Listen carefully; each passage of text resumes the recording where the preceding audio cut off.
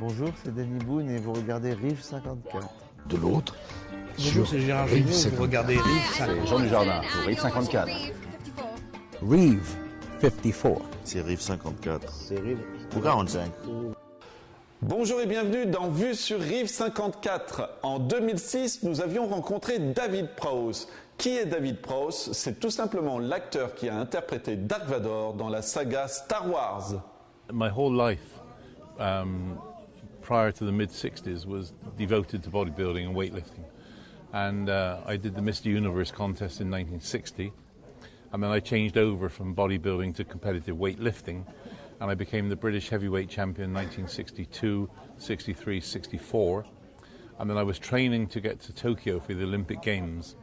And at the very last minute, the Weightlifting Association, although I'd been selected, the Weightlifting Association said, "We're sorry, but we haven't got enough money to send a heavyweight to Tokyo, so you won't be going." And I thought, well, there's nothing to stay amateur for anymore. I'll turn professional and see what happens. And almost the first thing that happened was I started endorsing products. A very famous product came out called a Bullworker, which is an exercise trainer. And then I was also working at the time as a salesman, and one of the places I used to call on when I was trying to sell weightlifting equipment and vitamin pills and things like this. And one of the places I used to call on was a gymnasium up in Mayfair in London, but the gymnasium also ran a stunt agency called Tough Guys, which supplied stuntmen to the film industry. And one day I called in there, and the director of the gym or the business said if there was any work in show business, would you be interested? And I said, well, I've never acted. I've never acted before. I've never done any sort of amateur dramatics or church dramatics or club dramatics or anything like this. And he said, well, don't worry about that. He said, we'll cross that hurdle when we come to it, And so I never gave it another thought. And that was, and anyway, about 2 weeks later, I get a phone call saying, could I get to the Mermaid Theatre, which is one of the big West End London theatres? Could I get to the Mermaid Theatre because they have a play there called Don't Let Summer Come, and they need somebody to play the part of Death in the very final scene of the play. And so I went to the theatre and met up with the director, who was a guy called Bernard Miles, very famous stage actor and director.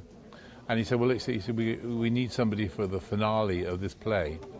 And all Death has to do is to pick an actor up off of a bed and lift him very, very, very slowly to make it look as though he's floating away, you see. And they said, you'll be dressed from head to toe in black. It's like the black shroud, black gloves, black socks. He said, nobody will see anything of you whatsoever. I said, it was like the forerunner of Darth Vader, And he said, you will never be discovered from this role, he said, because nobody's going to see anything of you whatsoever. And he said, do you think you can do it? And I said, well, yeah, of course I can. I'll do it easily. He said, well, we'd like to see. So I went over and I scooped him up off the bed. I said, where would you like him, like this, you see? And they said, oh, can you do that twice nightly, you see? So I said, if you pay me enough money, I'll do it as many times a night as you like. And that got me into the Actors Union, because I was doing a job which an actor couldn't do. And then, I had 3 or 4 weeks in the play. I think it was 3 weeks in the play. And then I thought, well, that's that probably over and done with. And the next thing I know, my agent started sending me out for television commercials, and I went from TV commercials to TV series, and I was in practically every television series which came out of Great Britain in the late 60s and 70s. Everything from The Saint, Department S, The Champions, Jason King, The Avengers, Randall and Hopkirk, all these television series that were coming out of Great Britain. And then in 1967, I got offered my first film, which was Casino Royale. And then of course, basically, then we never looked back. It was a bit of a struggle, work-wise, or at least not a struggle because I wasn't dependent on the work. So, but the work was a bit sort of intermittent. Prior to 1971. In 1970, I did a very famous film, Stanley Kubrick's Clockwork Orange, and it came out in 1971, and of course it was a very controversial film, but the mere fact that I'd worked for Stanley Kubrick suddenly established me as an actor. I suddenly became instead of being the heavy and the monster and the creature and all the sort of roles that I'd done prior, I suddenly became sort of Dave Prowse actor. And from then on, I don't think I ever went for a role which I didn't get. And every time I got the part, it was always due to the fact that I'd worked for Stanley Kubrick. And when I went to be interviewed by anybody, all the interviewer, whether it was a director or a producer or whoever it was, all they wanted to do was talk about Stanley Kubrick. And so, and of course, I had a wonderful association with Stanley. I had a really nice working arrangement with him. And so, as I said, it was lovely. And of course, like in 1976, which is like 5 years after Clockwork Orange came out, I got a call from 20th Century Fox, the managing director of 20th Century Fox. And he said, I got this, I knew him, he was like a personal friend. And he said, I got this guy over from America called George Lucas. And he said he's going to do a film over here, which is like a space fantasy movie, and he wants to see you. And I said, well, that's fine. I'll come up. I'll come up and have a chat with him. I'd never heard of him, like, you know. And so I went up to the 20th Century Fox offices in London, and I got introduced to George. And he said, well, I'm doing this this movie called Star Wars, and I'd like to offer you one of 2 parts in the movie. And I thought, well, this is unusual, like being offered like 2 roles in the movie. Yeah. And I said, well, what are the 2 roles? And he said, well, the first one's a character called Chewbacca. And I said, what in the hell's Chewbacca? And he said, it was like a hairy gorilla that goes through the film on the side of the goodies. And I thought, oh, no, I don't fancy that very much. I said, what's the other one? What's the other part? And he said, well, the other one's the big villain of the film, a character called Darth Vader, you see. I said, don't say any more, George, I'll have the villain's part. And that basically was as simple as that, like, you know. And he said, tell me for why. Why did you choose the villain's part? And I said, well, if you think back on all the films that you've ever seen where there are goodies and baddies, I said, you always remember the baddie. You see? And I said, you only got to think back on all the James Bond movies. I said, you remember people like Dr. No. I said, you remember Odd Job, you remember Goldfinger, you remember Blofeld, you remember Scaramanga, you remember all these terrible villains. Like I said, but you tell me who played James Bond in the movie. And he just turned around and said, well, Dave, he said, nobody will ever forget Darth Vader. And here we are. This is like 30 years later. I mean, 30 years now, 30 years today, I was actually working on Star Wars. Do you remember the first time you saw the suit, the helmet? How did you feel Yeah, about well, the first time I saw the suit, well, I went to the theatrical costumiers and met up with John Mollo, who was a costume designer, and he showed me the design for the suit. And then it was only then I realised I was into another masked role. I didn't realise that Darth Vader was going to be another masked part, and I thought the whole thing looked interesting, but no more than that. And then what happened was the costume was delivered to the studios, and I you know, obviously the costume, I tried the costume on, and it was all made to measure, so all fitted, like, you know. But we were waiting for the mask and the helmet to arrive, you see, and I always remember I was at the studio, and I was in the suit, and all of a sudden somebody shouts, you know, the mask and the helmet are here.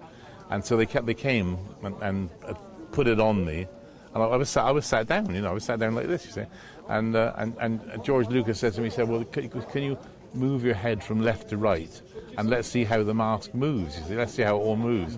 And so I went like this, you see, like this, and the mask still stayed facing forwards, you see, and of course quickly I just turned around and said, oh well, you've obviously made the mask miles too big. I said, let's you know, you have to remold and make another mask, you see. And he said, oh, no. He said, the mask and the helmet looks absolutely perfect with the rest, in line with the rest of your body. You know, that's, you know, the size of the Darth Vader suit. He said, what we'll do, we'll pad the inside of the helmet out with foam rubber.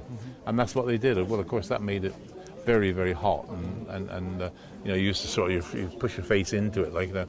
And it really just made working very, very hot and sweaty, because all the heat used to rise up from inside the suit, go up inside the mask, and then mist up the eyepieces, and you couldn't see where you were going.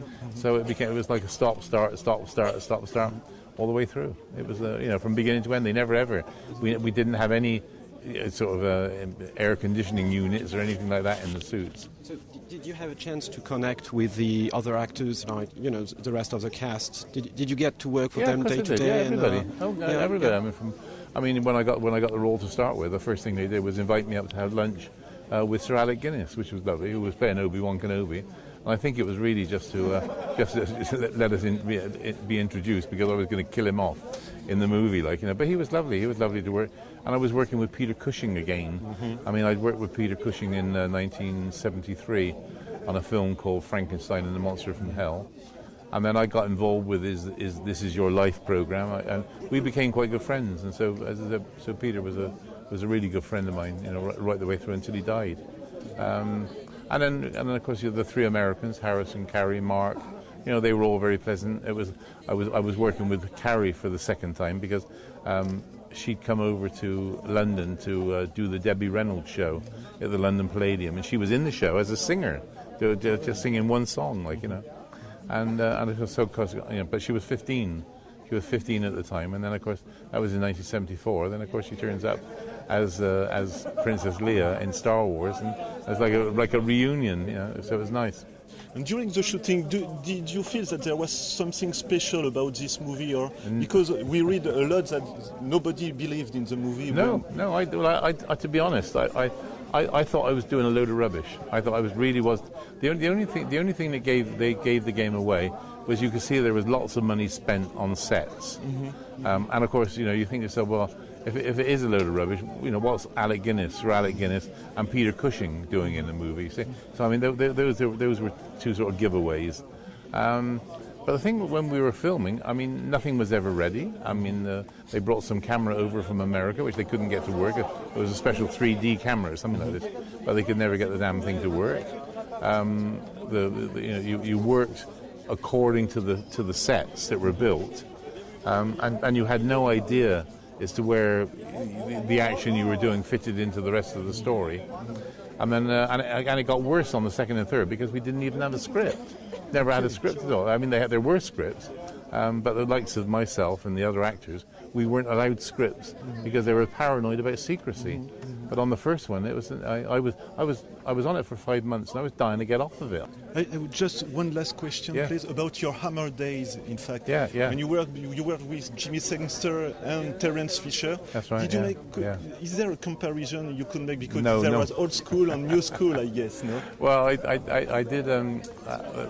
When I first came into the business, I always thought that I'd make a great Hammer monster. You see.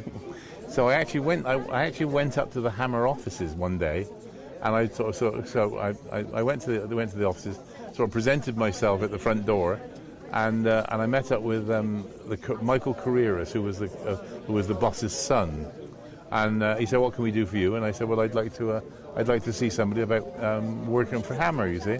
And he said, "Well, in what respect?" And I said, "Well, I feel I'd like to become one of the Hammer monsters, you know, in these Frankenstein movies, you think?"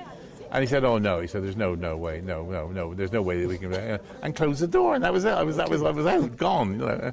And then what happened was in 1970, Jimmy Sangster, who I'd never met before, but he was Hammer's. He used to produce, direct, and write for Hammer. He was their script writer, the whole works. And he rang me up one day and said, "Look, you know, can you come and see me? I'm doing this film called The Horror of Frankenstein, and I'd like to have a chat with you about the role." And I went to see them, and they made me some absolutely ridiculous low offer to do this film. And my agent said, "Well, look, you know, there's nothing else going at the time." They said, "Why don't you let's accept it, because that way you'll get in with Hammer, you see."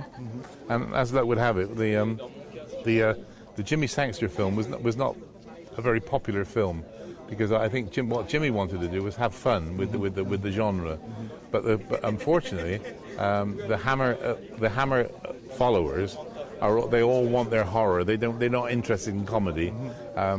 And in fact, at one stage, they tried to bring sex into all the Hammer movies, and that didn't really work. It was all they ever wanted was horror, and in fact, they went as far as having lesbian lovers and goodness knows what, and that piece really was the death knell.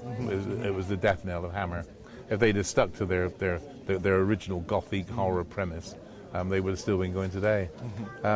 But so I did the Horror of Frankenstein in '70 with Jimmy Sankster, and he was nice. He was a nice guy. Very, you know, everything was fun. There were lots of jokey things in the movie.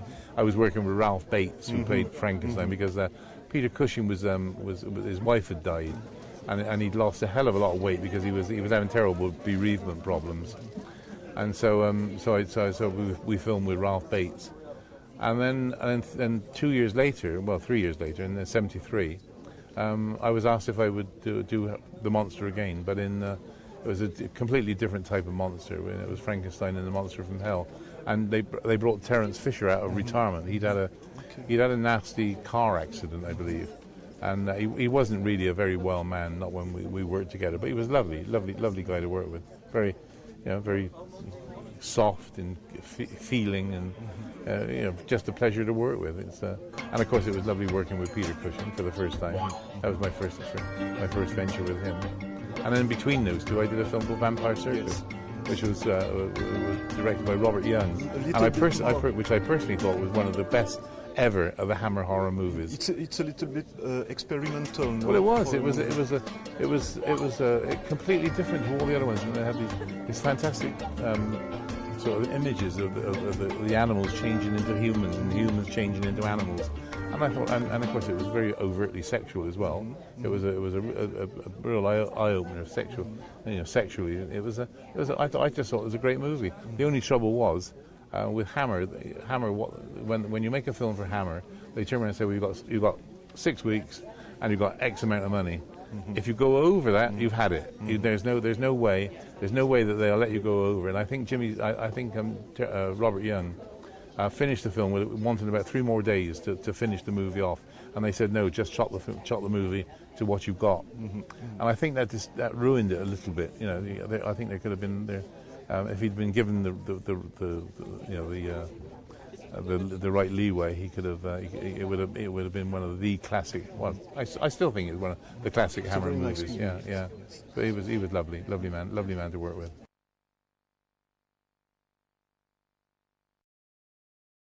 Bonjour, c'est Danny Boone et vous regardez Riv54. De l'autre, Bonjour, c'est Gérard Giroux, vous regardez Riv54. Jean Dujardin pour Riv54. Riv54. C'est Riv54. C'est Riv. Ou 45.